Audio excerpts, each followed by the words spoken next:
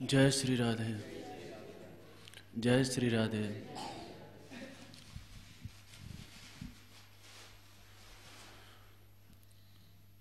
शतां निंदा नाम्नः परमं अपराधं वितनुते श्री विष्णुर्षि शिवस्य नाम रूपादि सकलं धिया भिन्नं पश्येद स हरिनामाहितकरः। गुरोरवज्ञा श्रुतिशास्त्र निंदनम तथार्थवादो हरिनाम्नि कल्पनम नामनो बलादेहि यस्य पापबुद्धिर न विद्यते तस्य यमैर्हि शुद्धि।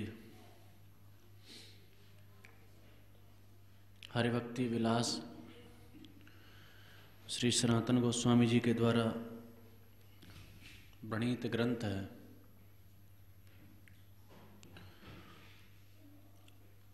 जिसमें श्री गोस्वामी पाद ने ये 10 नामापराध बताए। पद्म पुराण से इन श्लोकों को लिया गया।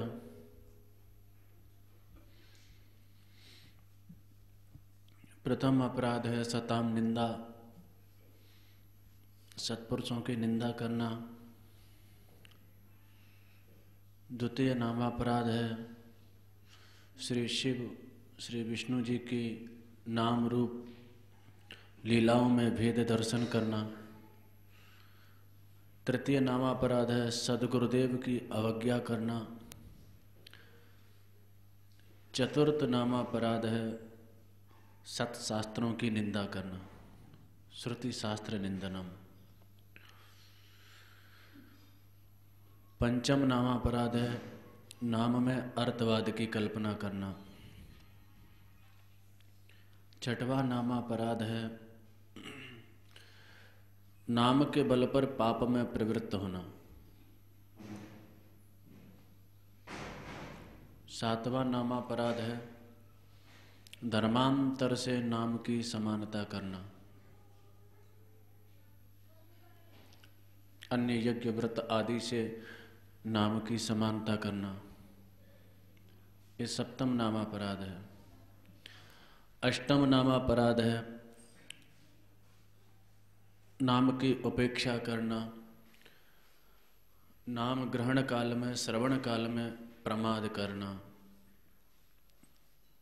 नवम नामापराध है बहिर्मुखी अश्रद्धालु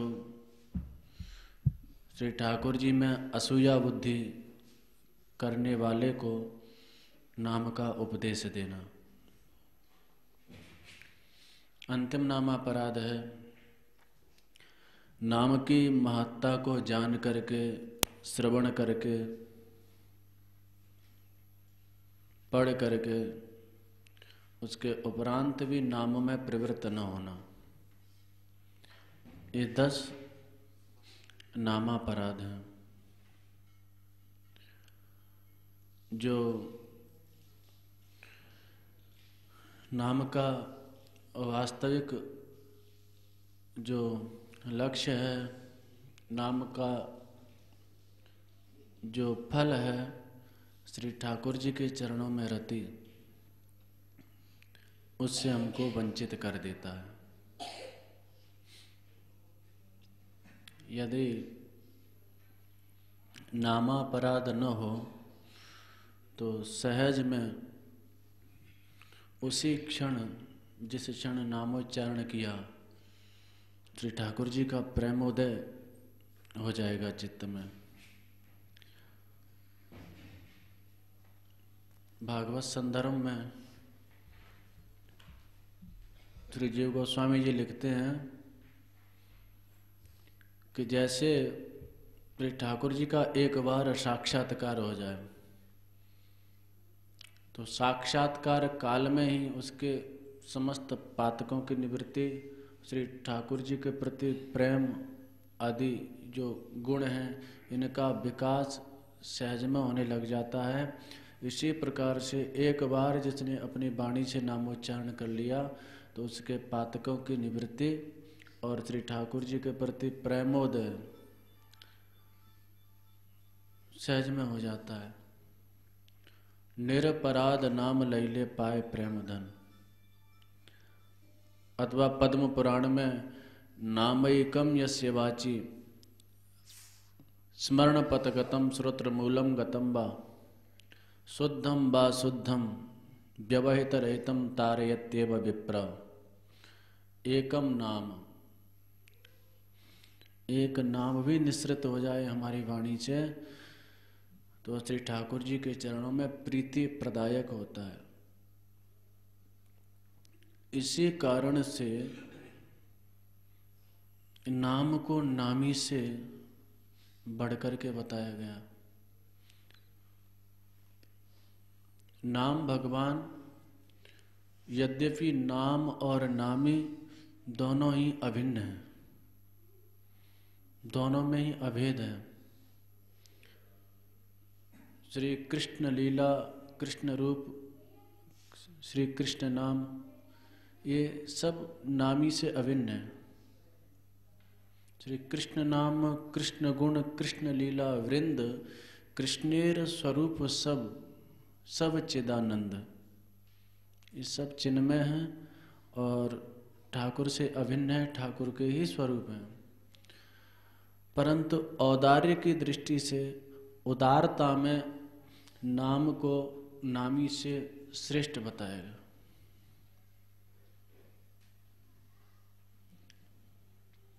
ठाकुर जी कहते हैं, देवी ऐसा गुणमयी मम माया दुरत्यया मामेव ये प्रपद्यन्ते माया मेताम तरन्ति थे। 7वें अध्याय में 12-13वें श्लोक के लगभग गीता में कि मेरी जो त्रिगुणमयी माया है, देवी ऐसा गुणमयी मम माया दुरत्यया, अत्यंत दुरत्य है, इसको पार करना बहुत कठिन है। लेकिन यो मामेव प्रपद्यन्ते, जो मेरी शरण में आ जाते हैं, मेरा आश्रय ले लेते हैं, तो वो शीघ्र ही इस माया से पार हो जाते हैं। तो बोले प्रभु प्रिय, सभी प्राणी माया से मर्दित हो रहे हैं, माया से पीड़ित हैं, अनंत जन्मों से माया इनको पीड़ित करती आ रही है, तो ये सभी आपके शरणापन्न क्यों नहीं हो जाते? अनंत जन्मों से जन्म मृत्यु की जो परंपरा चली आ रही है, असह्य दुख इसको इसमें उठाना पड़ता है, असह्य वेदना सहन करनी पड़ती है, तो इसके जन्म मरण की जो परंपरा अनवरत रूप से चली आ रही है, यह सदा सर्वदा के लिए उच्छिन्न हो जाएगी। तो यह इतना बड़ा परम लाभ प्राप्त होगा, इसके लिए आपकी शरण में सभी प्राणी क्यों नहीं आ रहे? तो भगवान ने दूसरे श्लोक में कहा, नमाम दुष्कृतनो मूढ़ा प्रपद्यन्ते नराधमाः मायया परितज्ञाना आसुरम भावमाश्रिताः। ये दुष्कृति लोग हैं, सदा सर्वदा पाप में ही जिनका चित्त लगा हुआ है। दुष्कृत माने हिंसा, व्यभिचार आदि जो पाप हैं। और दुष्कृति शब्द में मत्वर्थीय इन्हीं प्रत्यय है व्याकरण से। मत्वर्थीय प्रत्यय 6 अर्थों में होते हैं। बाहुल्य अर्थ में, जैसे जिसके पास बहुत सी गैया होंगी उसको कहेंगे गोमान। प्रशंसा के अर्थ में, जिसका सुंदर रूप होगा उसको रूपवान। निंदा के अर्थ में, नित्य योग में। तो यहाँ पर जो दुष्कृति में इन्हीं प्रत्यय है, वो नित्य योग में है। तो ठाकुर कहते हैं, नमाम दुष्कृतनो मूढ़ा प्रपद्यन्ते नराधमाः। जो सदा सर्वदा पापों में लगे हुए हैं, पापों में ही जिनकी प्रवृत्तियां हैं, वो मूढ़ लोग नमाम प्रपद्यन्ते, मेरे शरणापन्न नहीं हो सकते, आसुरी भावापन्न।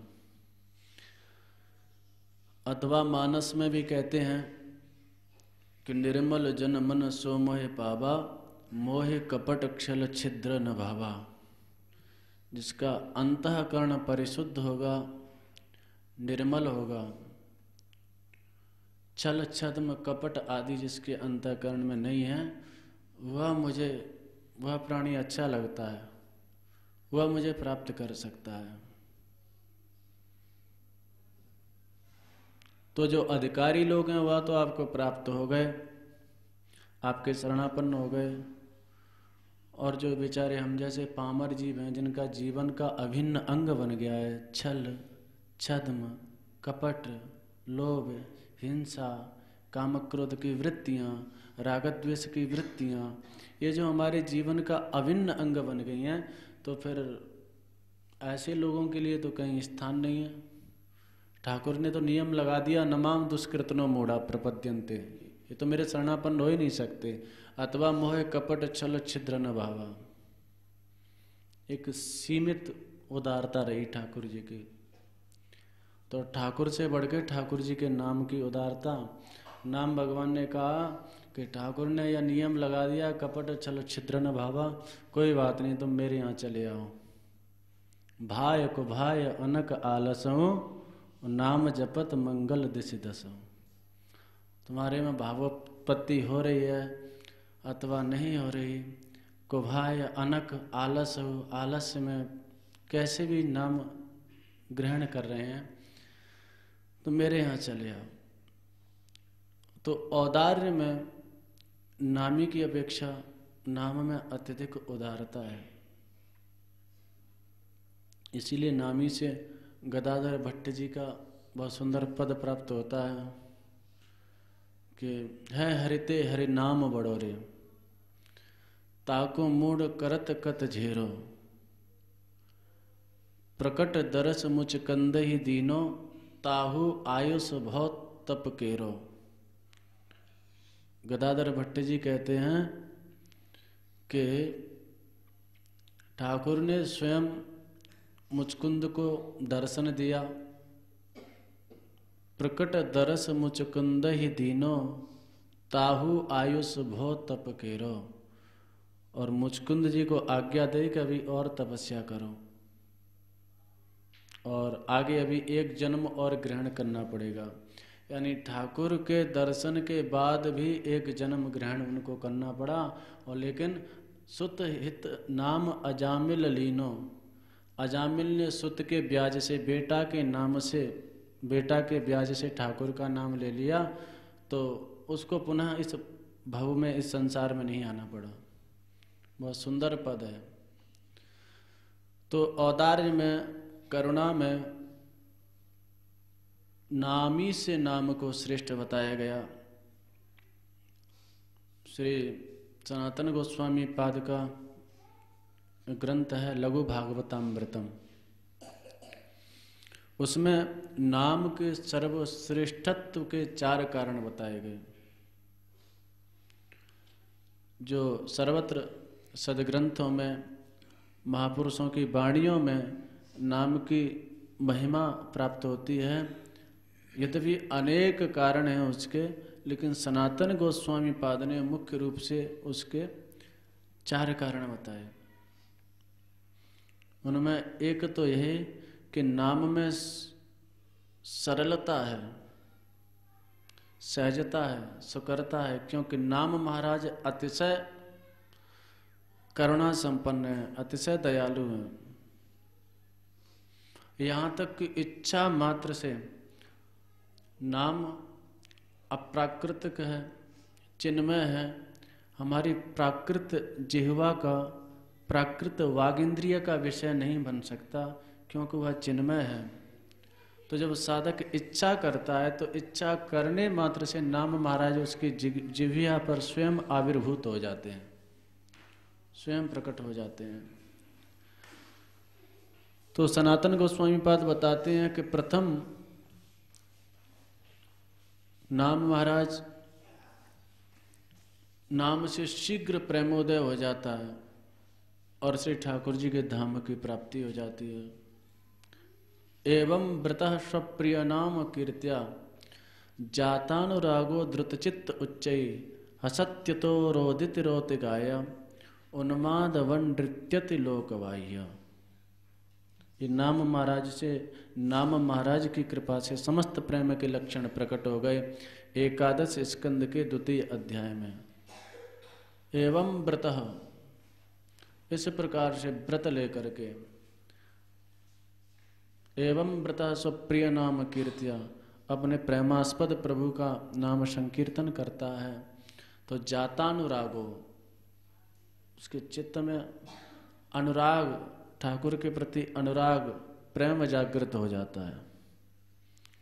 जातानुरागो द्रुत चित्त, और उसका चित्त द्रवित हो जाता है। मधुसूदन सरस्वती पाद ने तो भक्ति रसायन ग्रंथ में जो भक्ति की परिभाषा लिखी वो यही चित्त की द्रवता, क्योंकि चित्त द्रवित होता है, काम, क्रोध, लोभ, भय, प्रेम, ये वृत्तियां उदित होती हैं, तो इनसे चित्त द्रवित होता है।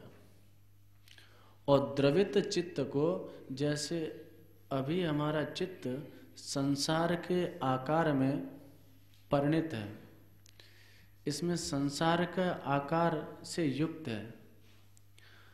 अब इसमें श्री ठाकुर जी के आकार को अंकित करना है, चिन्हित करना है, तो इसको पहले द्रवित करना पड़ेगा।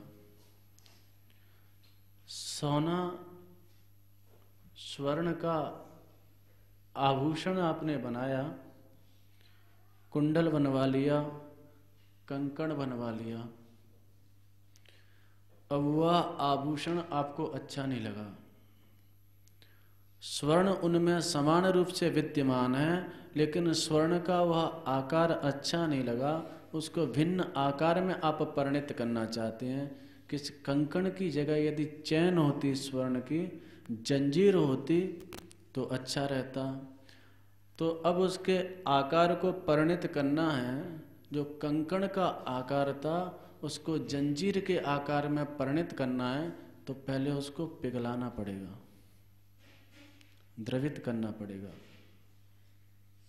और फिर उसको जिस सांचे में डालोगे उसमें वह ढल जाएगा। तो ऐसे ही हमारा चित्र भी तदस्म सारम हृदयम बतेदम, पाषाण की तरह इतना कठोर हो गया है, तो इसको भक्ति के आकार में परिणित करने के लिए पहले द्रवित करना पड़ेगा। तो चित्त द्रवित कैसे होता है? जैसे कामक क्रोध की वृत्तियां हैं, लोभ की वृत्तियां हैं, भय की वृत्तियां हैं, प्रेम की वृत्तियां हैं। आप मार्ग में जा रहे थे, मार्ग में भयंकर सर्प आपको दिखाई दिया, अभी तक चिंतन चल रहा था घर का, परिवार का, सर्प को देखे तो सब भूल गए, एकदम हाथ पैर कांप गए, पीछे हट गए, सर्प वहां से निकल गया। आप आगे आए तो अब आपका चिंतन सर्प का बनने लग गया। अरे राम जी, कितना भयानक सर्प था, यदि दंशन कर लेता तो मेरी तो मृत्यु ही हो जाती, इतना भयंकर सर्प। अब सर्प जन्य जो भय हुआ, उस भय से चित्त द्रवित हुआ, और उस द्रव्यता का जो हेतु होता है, जो कारण होता है, वह चित्त पे अंकित हो जाता है। ये भक्ति रसायन में श्री मधुसूदन सरस्वती पाद बहुत सुंदर इसका वर्णन करते हैं। जो चित्त की द्रव्यता का हेतु है वह चित्त में अंकित हो जाता है। वह सर्प, उसके कारण भय जागृत हुआ, भय से जो चित्त द्रवित हुआ, और उस भय का जो हेतु था सर्प, तो वह सर्प चित्त पर अंकित हो गया। अब जो चित्त पर अंकित हो जाएगा, जिस आकार में चित्त परिणित हो जाएगा, उसी का चिंतन चलने लग जाएगा। अब आप सब कुछ भूल गए, सर्प का ही चिंतन चल रहा है। यहाँ तक कि जिस किसी से भी चर्चा होती है तो प्रथम सर्प की चर्चा ही करते हैं कि भाई आज तो ठाकुर ने प्राण बचा लिए, इतना भयंकर सर्प था। तो भय से चित्त द्रवित हुआ और उसके हेतु के आकार में परिणित हो गया। इसी प्रकार से क्रोध की वृत्ति, कहीं गए, गोष्ठी में गए, सत्संग भवन में गए, सत्संग श्रवण की लालसा से गए, वहाँ देखा कि कोई हमारा चिर प्रतिद्वंदी, जिससे बहुत पुरानी शत्रुता चली आ रही है, वह बैठा हुआ है, तो उसको देखते ही द्वेष के भाव जागृत हो गए। अब सत्संग में मन नहीं लग रहा, कथा कीर्तन में मन नहीं लग रहा, अब उस शत्रु का चिंतन आरंभ हो गया। उसको देखते ही वह द्वेष के भाव जागृत हो गए, इसने मेरे साथ ऐसा किया, ऐसा किया। उस शत्रु को देख करके जो द्वेष की भावना पैदा भई, उससे वह चित्त द्रवित हुआ, और उस भावना का, उस क्रोध का जो हेतु शत्रु है, वह चित्त पर अंकित हो गया, और चित्त तदाकार में परिणत हो गया। उस वृत्ति का जो हेतु है, उसके आकार में परिणत हो गया। तो ऐसे ही जब श्री ठाकुर जी का नाम स्मरण करेंगे, उनकी लीला श्रवण करेंगे, तो नाम कीर्तन से, लीला श्रवण से चित्त द्रवित होगा। जो पाषाण की तरह कठोर है, वह चित्त द्रवित होगा।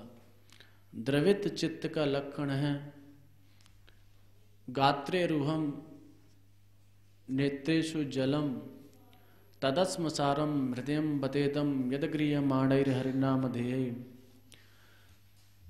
जब चित्त द्रवित हो जाएगा तो सात्विक भाव जागृत हो जाएंगे। स्तंभ, स्वेद, स्वरभेद, पुलक, अश्रु, कंप, प्रलय आदि जो सात्विक भाव हैं वो जागृत हो जाएंगे। नेत्रों से अश्रुधारा प्रवाहित होने लग जाएगी, पुलकावली रोमांच होने लग जाएगा। इस सात्विक भावों का उदय हो जाएगा। जब चित्त द्रवित हो जाएगा नाम कीर्तन कथा श्रवण आदि से, और द्रवित हुआ चित्त जिस कारण से द्रवित हुआ है, क्योंकि ठाकुर जी की लीला कथा कीर्तन से द्रवित हुआ है, तो श्री ठाकुर जी ही हमारे चित्त में, हमारा चित्त तदाकार में परिणत हो जाएगा, श्री ठाकुर जी के चिंतन से युक्त हो जाएगा, सदा सर्वदा उनके चिंतन से युक्त हो जाएगा। आपका चित्त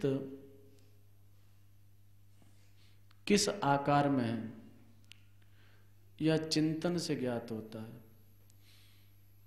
जो चिंतन चल रहा है समझो वही चित्त का स्वरूप है। इस समय कामिनी का चिंतन चल रहा है तो चित्त कामिनीमय है।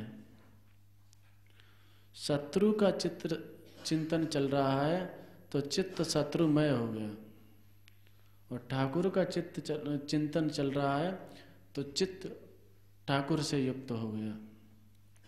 तो द्रुत चित्त, इस द्रवता को ही मधुसूदन सरस्वती पाद ने भक्ति बताया कि उनके नाम रूप गुण लीला आदि को स्मरण करके जो चित्त द्रवित होता है और तदाकार में परिणत हो जाता है, यही भक्ति का स्वरूप बताया। तो यह भक्ति एवं व्रत स्वप्रिय नाम कीर्त्या जातानुरागो द्रुत चित्त उच्चैः हसत्युतो रोदित रौति गाया उन्मादवन नृत्यति लोकबाह्य। तो जातानुराग होना, चित्त की द्रव्यता, यह सहज में नाम संकीर्तन से यह अवस्था प्राप्त हो जाती है। तो प्रथम कारण श्री सनातन गोस्वामी पाद नाम की श्रेष्ठता का बताते हैं, सहज में चित्त में प्रेमोदय हो जाना। द्वितीय कारण बताते हैं, जब प्रेमोदय हो गया, प्रेम हो गया, तो प्रेम के जो अंतरंग साधन है वह है स्मरण मनन। जहाँ जिसका प्रेम होगा उसका चिंतन, उसका स्मरण सहज में चलता रहेगा। तो प्रेम के अंतरंग साधन स्मरण और मनन, और इनके लिए चित्त का संयत होना अतिशय अनिवार्य है। चित्त के चांचल्य के कारण स्मरण और मनन की सम्यक सिद्धि हमको नहीं हो पाती। जब स्मरण दृढ़ हो जाएगा तो यह स्मरण ही आगे चल के समाधि तक की अवस्था को हमको ले जाएगा। स्मरण, स्मरण का तात्पर्य श्री जीव गोस्वामी पाद ने भक्ति संदर्भ में 5 प्रकार का स्मरण बताया। स्मरण की 5 अवस्थाएं बताएं। प्रथम अवस्था स्मरण, नाम संकीर्तन आदि कर रहे हैं, अपने ध्येय का, अपने आराध्य का, अपने सेव्य ठाकुर का किंचित अनुसंधान होना, यह स्मरण है। स्मरण की द्वितीय प्रौढ़ावस्था है धारणा। जब धारणा की अवस्था आएगी तो कुछ क्षण के लिए यह जो हमारा चित्त है ना ठाकुर में जुड़ जाएगा, कुछ क्षण के लिए। यह धारणा की अवस्था आई। तृतीय अवस्था, जब स्मरण तृतीय प्रौढ़ावस्था पे पहुंचेगा तो उसको कहेंगे ध्यान। स्मरण, धारणा, ध्यान। ध्यान की अवस्था पे श्री ठाकुर जी की स्फूर्ति होने लग जाएगी, उनकी एक झांकी देखने को मिल गई। चित्त में श्री ठाकुर जी का विग्रह प्रकट हो गया। जैसे श्री नारद जी के चित्त में श्री ठाकुर जी प्रकट भये। प्रथम स्कंद के 5वें अध्याय में नारद जी वर्णन करते हैं कि जब विरह व्यतीत होकर के मैंने ठाकुर जी को पुकारा, मेरी उत्कंठा बढ़ी, तो औत्कंठ्यास्त्र कलाक्षस्य हृदयासीन में शनैर्हरि। उत्कंठा के कारण नेत्रों से अविरल अश्रुधारा प्रवाहित हो रही है। श्री ठाकुर जी शनै ही मेरे हृदय में प्रकट हो गए और तत्क्षण वह छवि तिरोहित हो गई।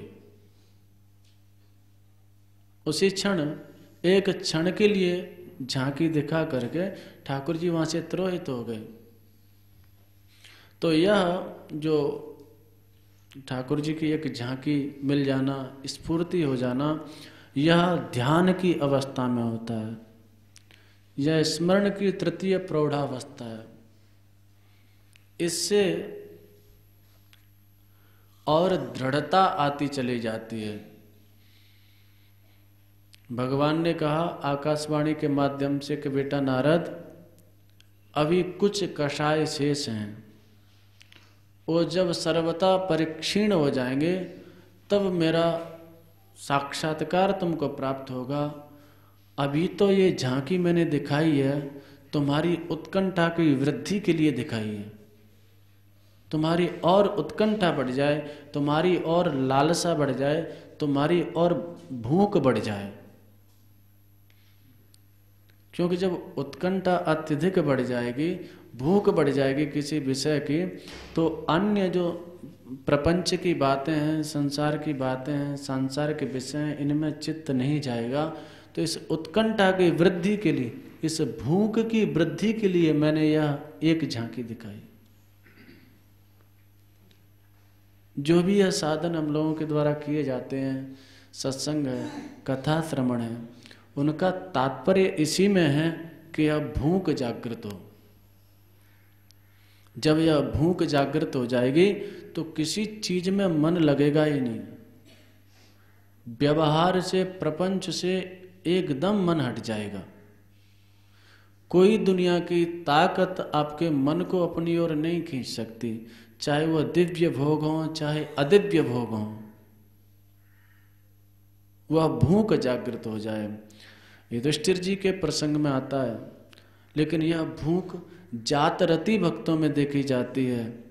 युधिष्ठिर जी के प्रसंग में आता है, किमते कामा सुरास्पारहा मुकुंद मानसो ध्वजा अदिजर्हु मुदम राज्ञः क्षुदितस्य यथेतरे। प्रथम स्कंद का 12वां अध्याय। युधिष्ठिर जी के पास में इतना वैभव था, इतनी समृद्धि थी इतनी संपदा थी कि सुरास पा रहा, सुर माने देवता भी उसकी वांछा करते थे, उसकी स्प्रिया करते थे कि हमको सुलभ हो जाए, इतना वैभव था।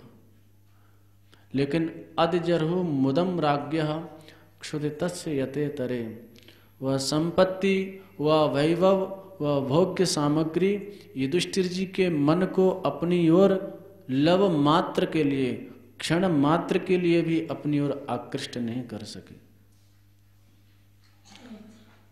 तो वहां पर उदाहरण बहुत सुंदर दिया, बोले कैसे, बोले क्षुधितस्य यथे तरे, जैसे भूखे व्यक्ति को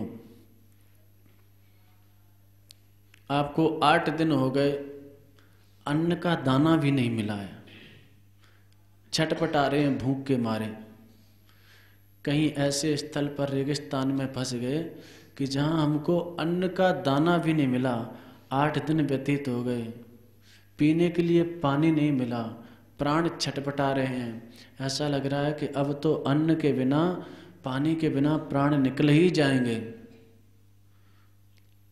ऐसी छटपटाहट हो रही है।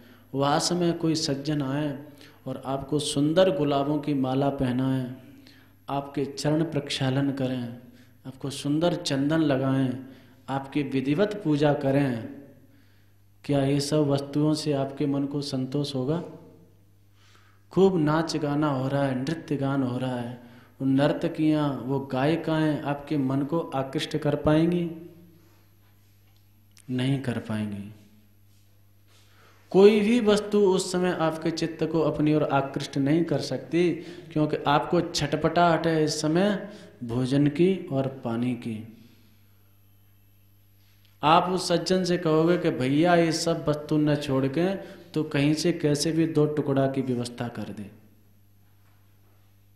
क्योंकि उस समय इतनी भूख है हमको, वह वस्तु, वो सामग्रियां मनागपि किंचन मात्र भी हमारे मन में सुख उत्पन्न नहीं कर सकती, अपनी ओर हमको आकृष्ट नहीं कर सकती। कितना भी बड़ा वैभव, पैसा धिला सब हमारे सामने उसने डाल दिया। उस समय केवल हम अन्वेषण करेंगे तो देखेंगे कहीं 2 टुकड़ा मिल जाए, कहीं थोड़ा सा 1 गिलास पानी मिल जाए। तो क्षुधितस्य यथे तरे, जैसे भूखे व्यक्ति को, जिसको खूब भूख लगी हो, उसको अन्य वस्तुएं, अन्य सामग्रियां अपनी ओर आकृष्ट नहीं कर सकती, उसके चित्त को संतोष प्रदान नहीं कर सकती, उसको तो रोटी चाहिए, पानी चाहिए। तो वैसे ही जब वह भूख ठाकुर के प्रति जागृत हो जाएगी, श्री ठाकुर जी के प्रति जब वह भूख जागृत हो गई, तो अन्य जितनी भी वस्तुएं हैं वो हमारे मन को अपनी ओर खींच ही नहीं सकती। त्रिभुवन विभव हेतवेप्य कुंठ स्मृति रचितात्म सुराद विक्रियात, न चलत भगवत पदार बिंदात, लव निविशार्दमपि यह स वैष्णवाग्रह। एकादश स्कंद में 2 अध्याय में जो सर्वश्रेष्ठ भागवत का निरूपण वर्णन कर रहे हैं नवयोगेश्वर कि सर्वश्रेष्ठ भक्त कौन है, जो त्रिभुवन विभव हेतवेप्य कुंठ, संपूर्ण त्रैलोक्य की संपदा उसके समक्ष प्रस्तुत की जाए, और लव निविशार्दमपि, लव एक समय का बहुत सूक्ष्म हिस्सा, क्षण का 3 भाग, इतने समय के लिए भी उसके चित्त को, उसके मन को वह संपूर्ण त्रैलोक्य की संपदा अपनी ओर आकृष्ट नहीं कर पाए, वह वैष्णवाग्रह, वह सर्वश्रेष्ठ भगवत भक्त है। यहाँ तक कि स्वयं ठाकुर भी आकर के प्रलोभन दें, मुक्ति आदि का प्रलोभन दें, तो मुक्ति आदि को भी अंगीकार नहीं करता। वो तो कहता है बत विभेम कैवल्यतः, मुक्ति से तो मुझे डर लगता है। सालोक्य साष्ट सामीप्य सारूप्य कत्वमप्यता, दीयमानम न गृह्णन्ति विना मत्स्यवनम जनः।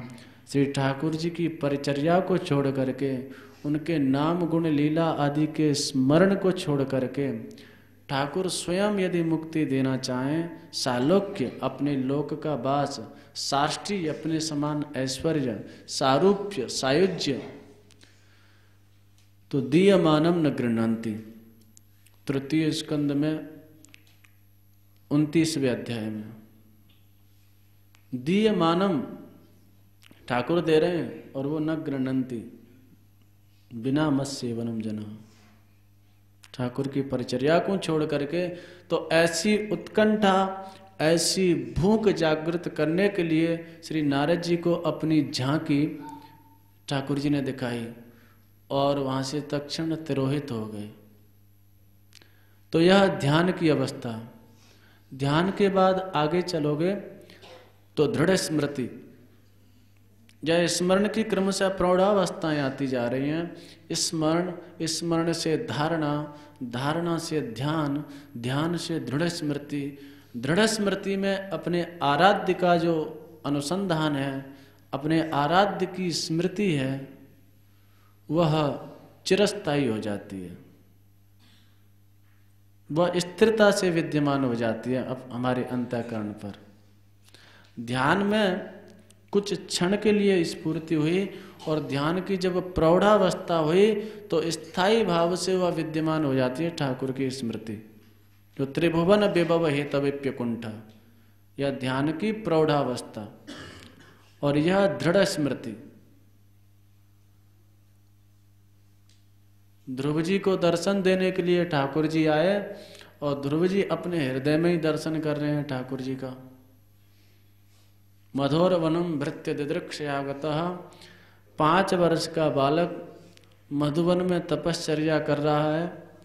ठाकुर के मन में भी बड़ी छटपटाहट भई कि जाके देखूं तो सही ये बालक कैसी आराधना कर रहा है।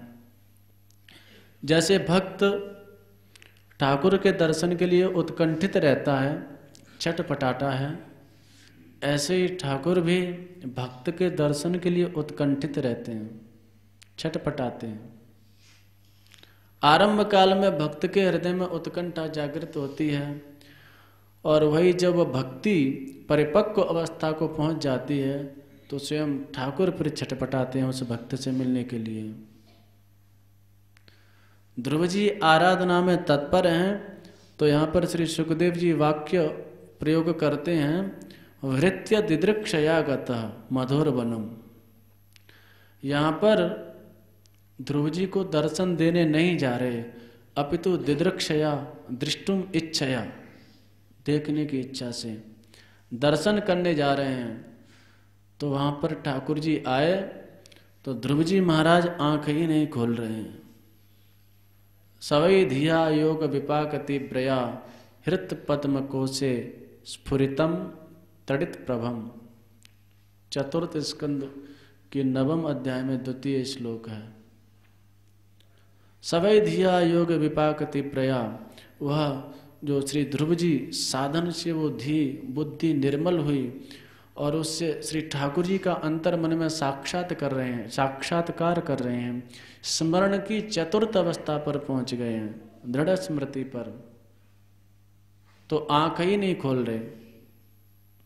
जब ठाकुर जी ने वह छवि तिरोहित की तब ध्रुव जी ने छटपटा करके आंख खोली तो यद अंतर तद भई ददर्श, जो अंदर जिस छवि का दर्शन कर रहे थे वही छवि सामने प्रत्यक्ष रूप से। तो स्मरण की 4थी अवस्था दृढ़ स्मृति, स्मरण, धारणा, ध्यान, दृढ़ स्मृति। दृढ़ स्मृति जब प्रौढ़ावस्था पर पहुंचेगी तो समाधि की अवस्था प्राप्त हो जाएगी। समाधि से तात्पर्य है श्री ठाकुर जी की लीलाओं की अनुभूति होने लग जाएगी, उनकी लीलान में प्रवेश हो जाएगा। जैसे रूप गोस्वामी पाद ध्यान की अवस्था में बैठे हैं, श्री ठाकुर जी की लीलान को दर्शन कर रहे हैं,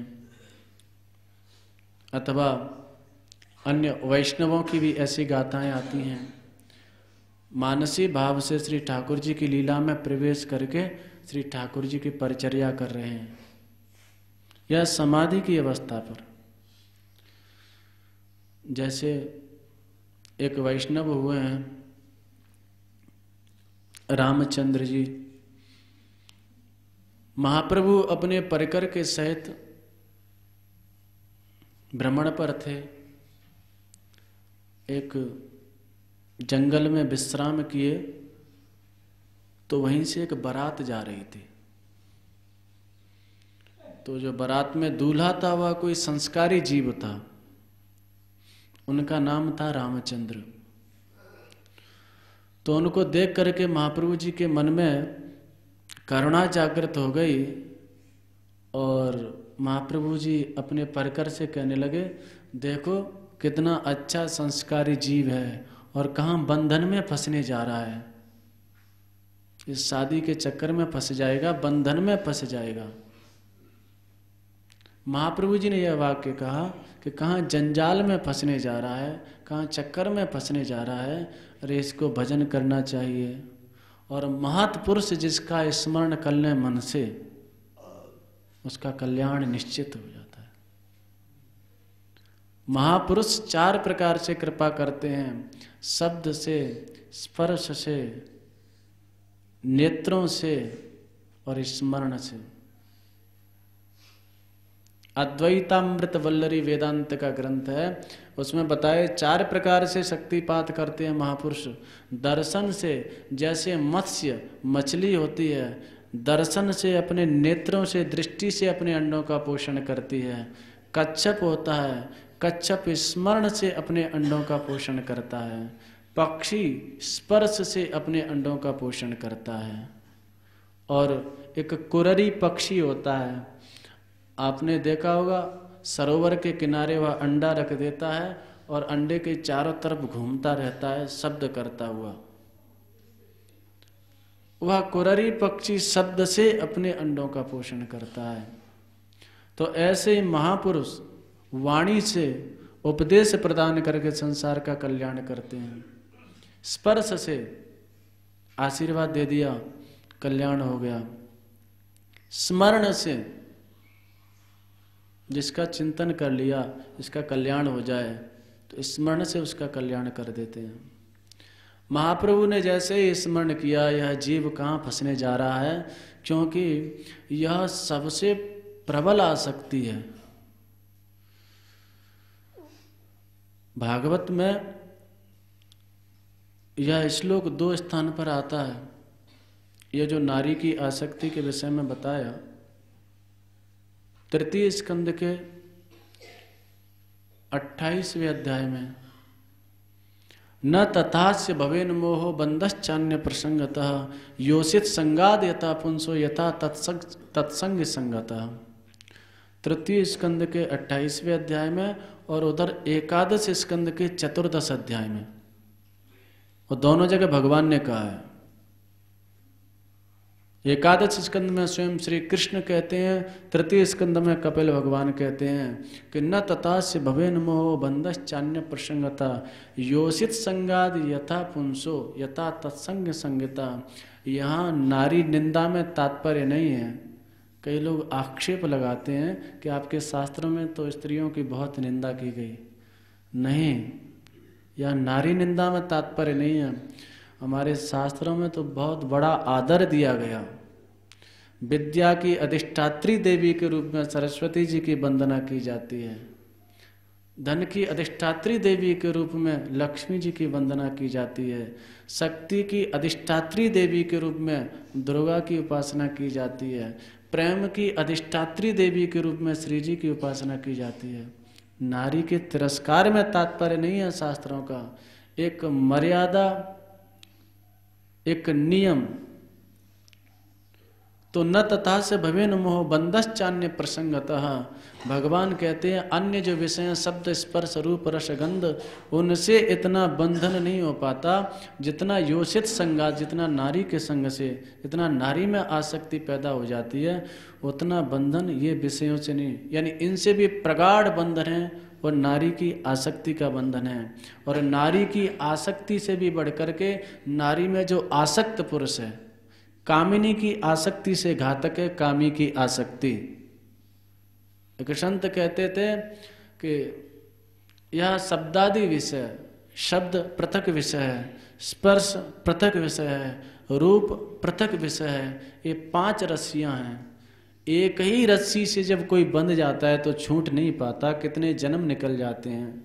शब्दादि भी पंचर रेव पंचः। शब्द की आसक्ति से कुरंग हिरण बंध जाता है, मारा जाता है।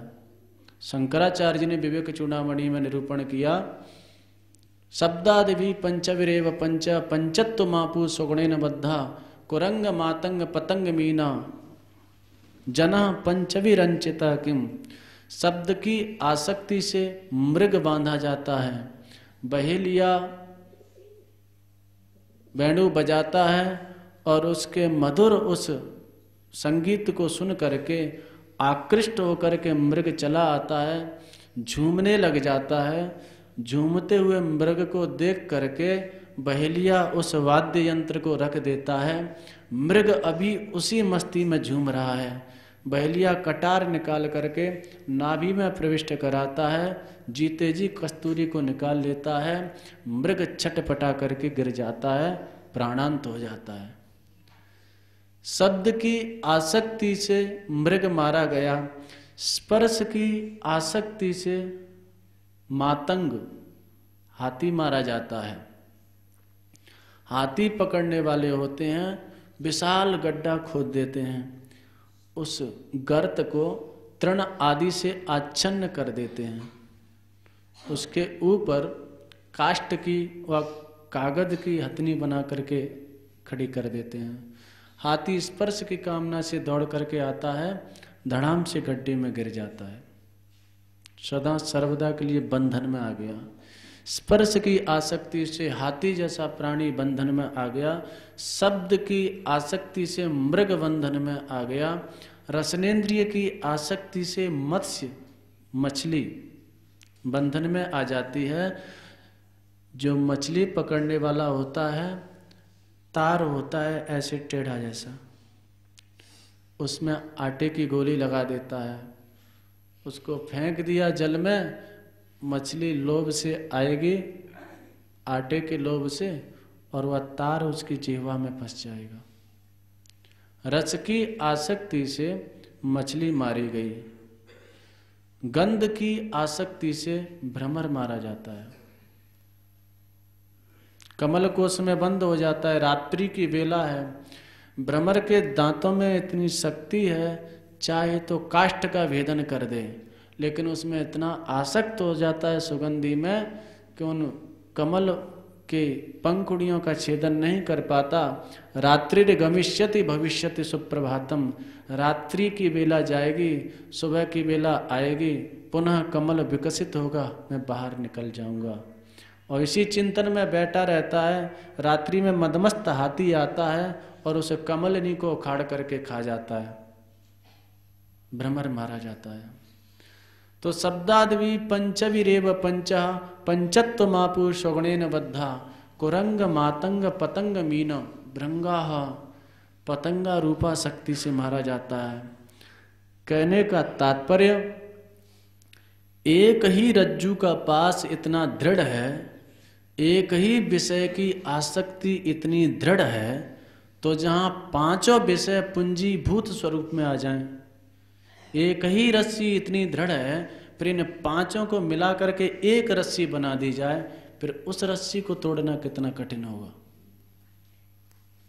तो पांचों विषयों का जो पूंजीभूत स्वरूप है वह नारी को बताया गया।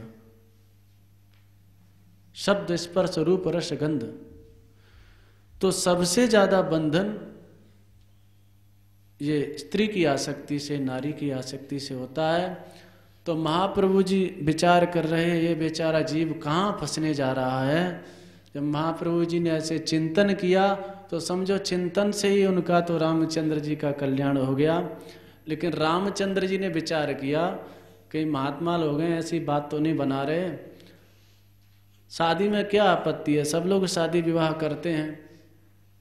शादी हुई और शादी के बाद उन्होंने अनुभव किया यथार्थ सत्य। बोले अरे वह महापुरुष सत्य कह रहे थे, मैं कहाँ किस बंधन में फंस गया, मुझे उन्हीं की शरणागति स्वीकार करनी चाहिए। समस्त बंधनों का छेदन करके महाप्रभु की सेवा में उपस्थित हुए। महाप्रभु जी का कृपा प्रसाद प्राप्त हुआ और सहज में उनको श्री ठाकुर श्री जी की लीलान की अनुभूति होने लग गई, जो स्मरण की पंचम अवस्था है, समाधि।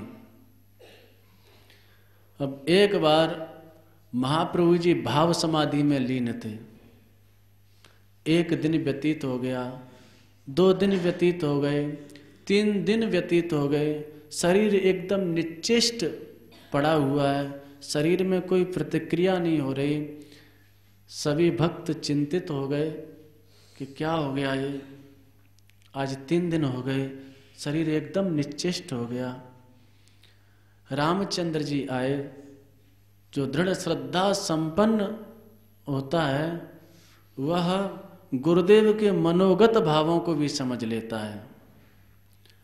रामचंद्र जी आए, उन्होंने देखा कि महाप्रभु जी तो इस समय ठाकुर श्री जी की सेवा में हैं, तो वह भी भाव समाधि में अवस्थित हो गए और श्री जी की सेवा में उपस्थित हो गए।